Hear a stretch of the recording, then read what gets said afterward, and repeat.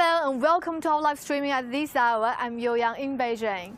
Today we are paying visit to the Grand Canal Forest Park located in East Beijing's Tongzhou district.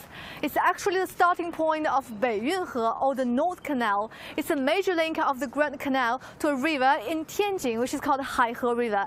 So actually in this park we can see several stone sculptures where showing the major cities that the Grand Canal flows through. So actually, as you can see, currently we're seeing the stone sculpture of the city of Tianjin. Well, as we know, Tianjin is a major city in North China and is quite famous for its snacks, of course. And actually it's located in north-south Beijing and it serves as Beijing's gateway to the sea, as well as the largest port city in North China. It's about 134 kilometers from Beijing and it takes as short as 35 minutes to Beijing by bullet train. Once served the port of foreign concession in the 19th century, Tianjin still remains a lot of European-style buildings, including the former residence of celebrities, industrial and commercial enterprises buildings, churches and clubs on the 5 avenues. So if we move on, we can see that the Grand Canal is quite beautiful in recent years with really heavy investigation. And for example, as we can see in Tianjin, we know that it's a famous river called Haihe River, and the Haihe flows slowly through the city and the towering Tianshan Eye spans on it. Taking a walk along the Haihe River in the evening and overlooking night scenery from the Ferris wheel are must-do things in Tianjin. In addition, the countless delicious food in Tianjin is mouth-watering. Snacks like fried cake and pancake fruit that can be eaten on the streets are the cream of the city's delicacy and the most authentic flavors. After Tianjin, the Grand Canal enters the Cangzhou city in Hebei province. Located in the southeast part of Hebei province, Cangzhou neighbors Bohai Sea to the east, Beijing and Langfang to the north, Baoding and Hongshui to the west and southwest, and faces Binzhou and Dezhou of Shandong province across the Zhengweixi River to the south. It's 240 kilometers south of Beijing and 120 kilometers south of Tianjin. As near to the Bohai Sea, the Huanghai port in Cangzhou has become China's second largest coal export, as well as the multifunctional international port. On the other hand, Cangzhou is famous as a hometown of Chinese Kung Fu and aerobatics. More than 52 schools of Chinese boxing originated from Cangzhou, accounting for 40% of the whole country. And Cangzhou's martial arts are strong, powerful and aggressive with the unique skills of pushing, deflecting the catching. And in ancient times, aerobatics as a form of entertainment was also a means by many folk artists to make a living. In Wuqiao of Cangzhou, many aerobatics used to perform at temple fairs, such as rotating a huge vase by using legs, animal performances, puppet shows, splitting bricks by hand, and climbing a ladder made by knives.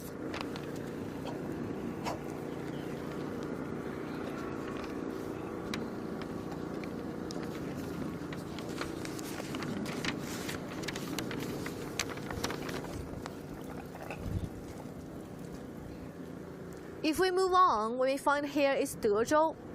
Well, after Cangzhou in Hebei province, the Grand Canal enters Dezhou in Shandong province. Located in the northwest of Shandong, Dezhou city neighbors Hebei to the north and Shanxi to the west. It's 125 kilometers away from Jiannan, the capital city of Shandong, to the south, and adjacent to the Shengli oil field of Dongying and Jiaodong Peninsula to the east. The Sun Valley in Dezhou Development Zone is at the leading level in the field of solar thermal utilization in the world. Dezhou also produces exquisite black pottery with a history of more than 4,000 years. Under different lights, the black pottery has different lusters such as purple, indigo and silver, and full of metal sands. Many parks with green landscape and fresh air are scattered over Dezhou. The tomb of the Sulu is the king is the master sea post. In addition to sightseeing, If you want to taste the local specialties, the Dezhou braised chicken with gold skin and aromatic flavor is definitely the most worth trying. It tastes smooth and tender and not greasy at all. You can also bring packaged braised chicken back to your family or friends.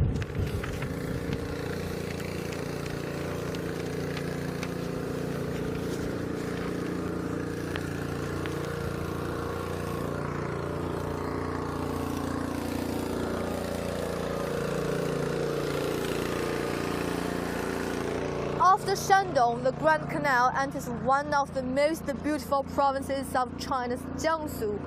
One of the cities it flows through is Yangzhou. Yangzhou is situated in the central region of Jiangsu where the Yangtze River and Beijing-Hangzhou Grand Canal meet. It's close to Yangcheng and Taizhou to the east, Nanjing to the southwest, Anhui to the west, and Huaihe to the northwest. It's a small, quiet city with a long history and was named as the City of Gastronomy by UNESCO in 2019. Fine workmanship and fresh ingredients are the two characteristics of Yangzhou cuisine. Famous dishes include braised meatballs in brown sauce, squirrel-shaped mandarin fish, Yangzhou fried rice, and Wenxi doufu. The local breakfast also offers many choices, from dried peacock thread in cotton to 3-dice buns and shumai. Many of Yangzhou's specialty snacks and time-honored shops are gathered in Dongguan streets and Dongquan streets. Yangzhou's charm is more than that, as exquisite traditional gardens, beautiful waterscape, and numerous historical sites along the Grand Canal also attracts many tourists to visit and fall in love with the city. The slender West Lake just compares favorable with the famous West Lake in Hangzhou. And what's more, Yangzhou hosts the World Horticultural Exposition in 2021 and the World Half Marathon Championship in 2022.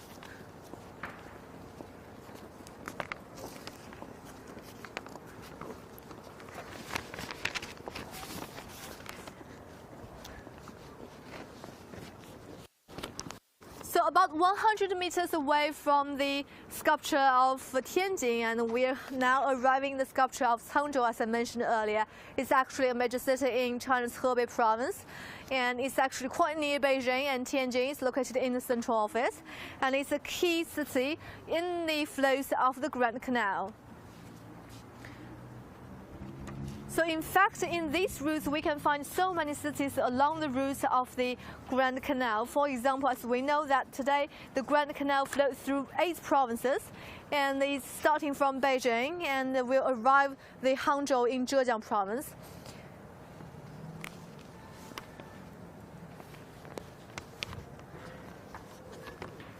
And as I mentioned earlier, Hangzhou is the home of Chinese Kung Fu and aerobatics.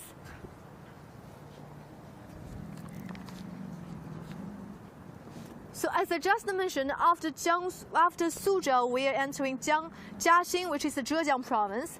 And now this is the Jiaxing city situated in northeastern Zhejiang province, the central part of Yangtze Delta. And Jiaxing holds advantageous geographic location adjacent to the Taihu Lake to the north. It lies across the Hangzhou Bay from Shaoxing and Ningbo and connects to Huzhou in the west, located midway between Suzhou and Hangzhou. It's no more than 100 kilometers away from Shanghai, Suzhou, and Hangzhou. With more than 2,000 years of cultural history, Jiaxing has been a prosperous and busy place since ancient times. The Wuzhen water town and Xitang water town, highlights of Jiaxing, are still bustling and retain the original styles and features. The waterways, ancient residents and bridges, winding stone roads, and time-honored shops, not to mention many historical attractions, make them great antidote from the rush and busy daily work.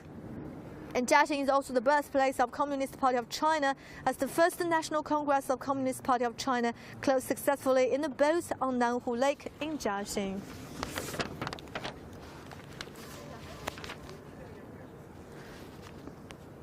Actually, the end of the Grand Canal is, of course, the Hangzhou city in Zhejiang province, and it's actually the center of Zhejiang province political, economical, and cultural residence. As the south terminus of Grand Canal, the city is located on the lower reaches of Qiantang River in southeast China, its superior position in the Yangtze Delta, and only 180 kilometers away from Shanghai. The subtropical monsoon climate contribute to varied seasonal sceneries, making Hangzhou one of China's most popular travel destinations all year round. The West Lake is undoubtedly the most renowned landmark, noted for the scenic beauty that blends naturally with many famous historical and cultural sites. The 10 West Lake prospects selects from the most frequently visited attractions around the lake give travelers a panoramic view of the city's highlights. Take a stroll along the causeway by the lake, you will feel the peaceful echoes of the city and better understand its why called the heaven on the earth.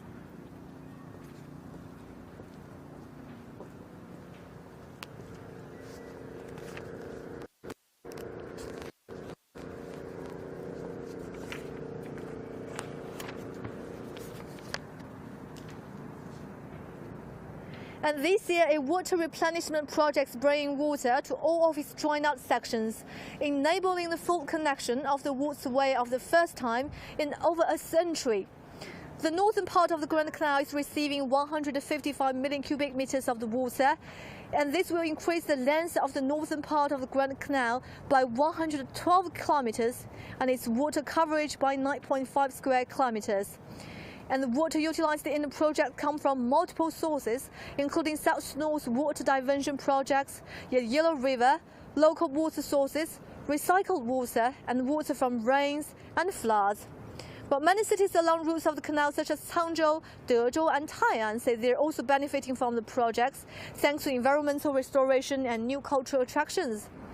Earlier, I have spoken to some experts at the China's Ministry of Water Resources on how the water replenishment projects has been managed.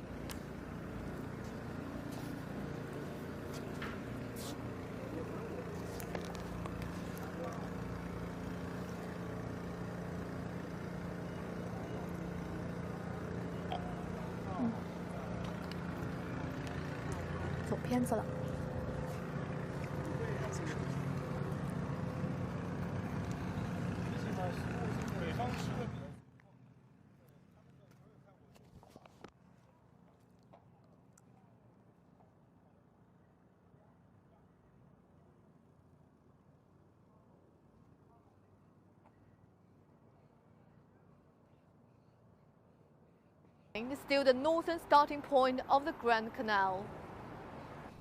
Flowing through Beijing, the major city Tianjin, and 4 Chinese provinces, including Jiangsu and Zhejiang, is about 16 times the size of the Suez Canal in Egypt and 33 times longer than the Panama Canal. In 2014, the Grand Canal became a UNESCO World Heritage Site. The Grand Canal is the main artery connecting the north and the south of China and has played an important role in the transportation of grain to the north through history. How it is now receiving water has great significance in the protection work of the Grand Canal as a UNESCO World Heritage Site. It will help more people around the world to better understand the diverse culture of the Grand Canal, and we hope in the future more and more people will come to visit the Grand Canal, and it can become a window for the world to communicate with China. This year, a water replenishment project is bringing water to all of its joined-out sections, enabling the full connection of the waterway for the first time in over a century. The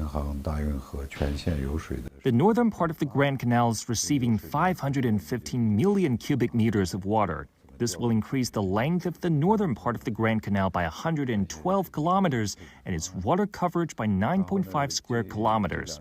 The water utilized in the project comes from multiple sources, including the South to North Water Diversion Project, the Yellow River, local water sources, recycled water, and water from rains and floods.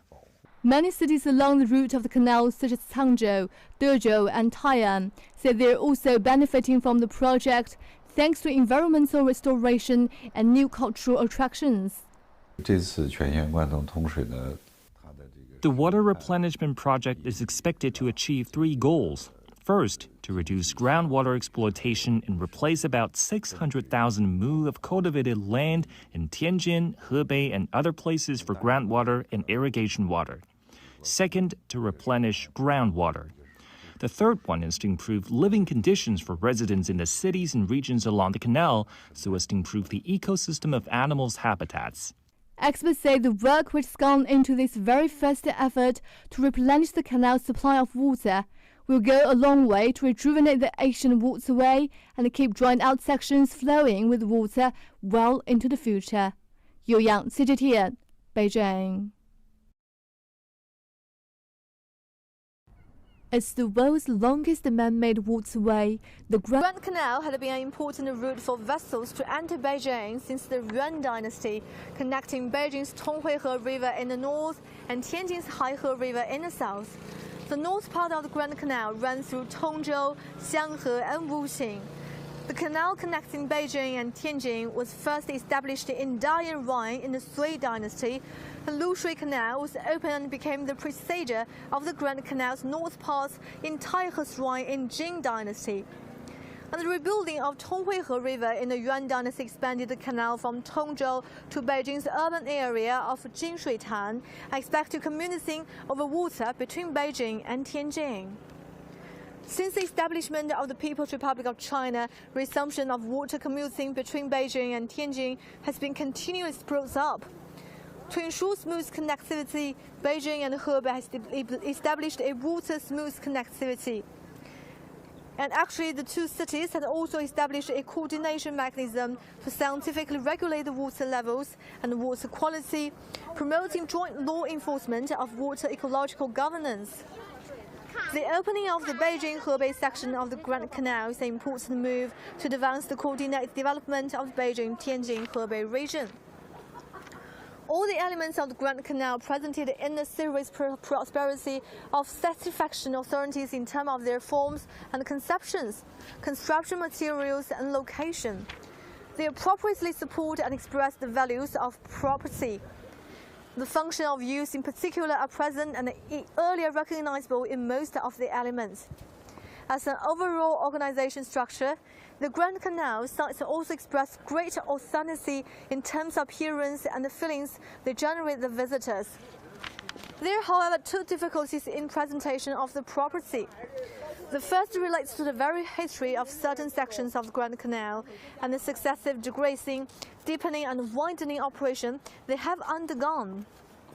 Along the technological alternation made to associated facilities, some of the sections presented are very clearly had been recently rebuilt, either in the same bed or alongside the earlier course. The second concerns the landscape of certain urban or suburban sections of the canal, once again from the viewpoint of a historical canal whose elements are supposed to represent the long history of China.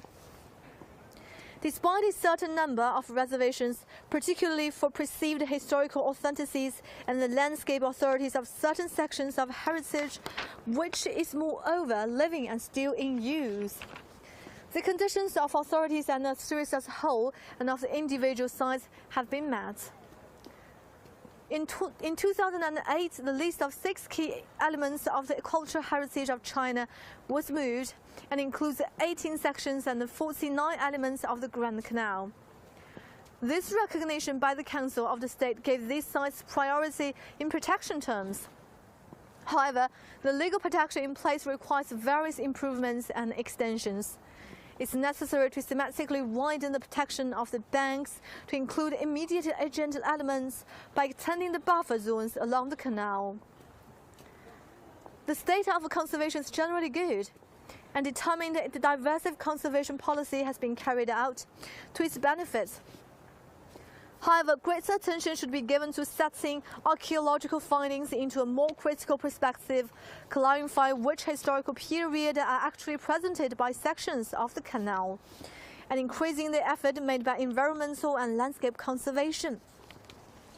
The management system is based on several levels of responsibility.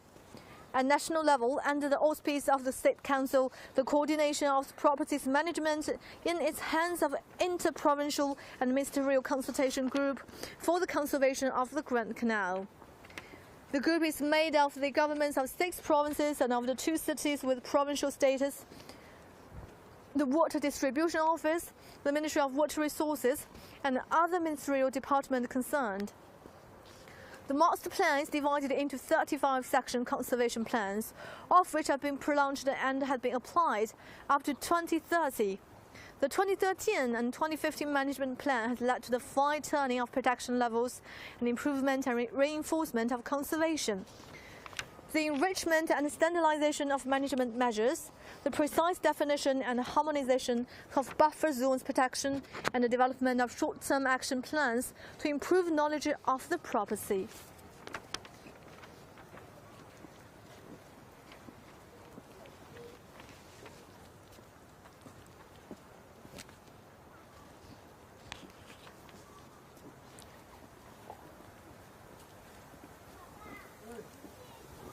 The Grand Canal forms a vast inland waterway system in the northeastern and central eastern plains of China, passing through 8 of the country's present-day provinces. Constructed in sections from the 5th century BC onwards, it was conceived as a unified means of communication for the empire for the first time in the 7th century AD. The record of canal excavation was dated back to the spring and autumn period or earlier. The development of canal reached its peak in the Sui dynasty. Before foundation of Sui dynasty, China had successfully excavated several ditches and canals, many of which had been salted up and suspended due to transition of natural environments. Some needed to be dragged up but still navigable, but were too separated from each other to form large-scale water transportation nationwide. The establishment of Sui dynasty declared the end of long-lasting split situation. In 205 AD, Emperor Yangguang, the second emperor of Sui dynasty, ordered the excavation of the Grand Canal to meet the political, economic, and military needs of the unified nation. In 211 AD, the Grand Canal was completed and became the main transport artery between South and North China.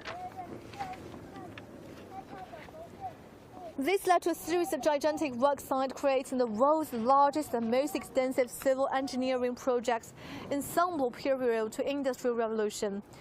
The Grand Canal reached a new peak in Yuan Dynasty, providing a unified inland navigation network consisting of more than 2,000 kilometers of artificial waterways, linking 5 of the most important river basins in China, including the Yellow River and the Yangtze River. Still a major means of internal communication today, it has played an important role in ensuring the economic prosperity and the stability of China over ages.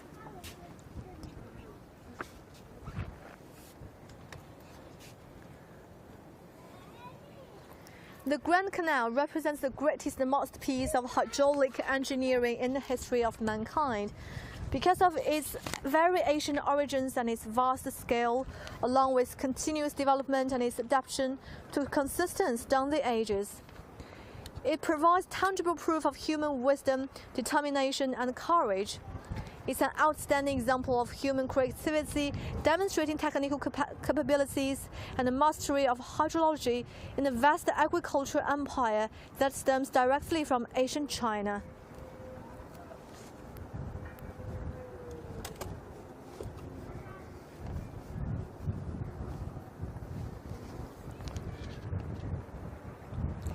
It bears witness to the unique cultural tradition of canal management via the Caoyun system. Well, it's actually a major transportation of grain in the ancient time, consisting of an imperial monopoly of transport and storage of grain, salt, and iron, and a taxation system. It contributed to the fundamental link between the peasant economy, the imperial court, and the supply of food to the population and troops. It was a factor of stability for the Chinese Empire down the ages. The economic and urban development along the course of the Grand Canal bears witness to the functioning core of the great agricultural civilization and to the decisive role played in this respect by the development of waterway networks. The Grand Canal is the benchmark in terms of dealing with different natural conditions. as it reflected in the many constructions that fully adapt to the diversity and complexity of circumstances. It fully demonstrates the technical capabilities of Eastern civilization. And the Grand Canal includes important, innovative, and particularly early examples of hydraulic techniques. It also bears witness to specific know-how in the construction of dier and bridges, and to the original and use of materials such as stone, earth, and use of mixed materials.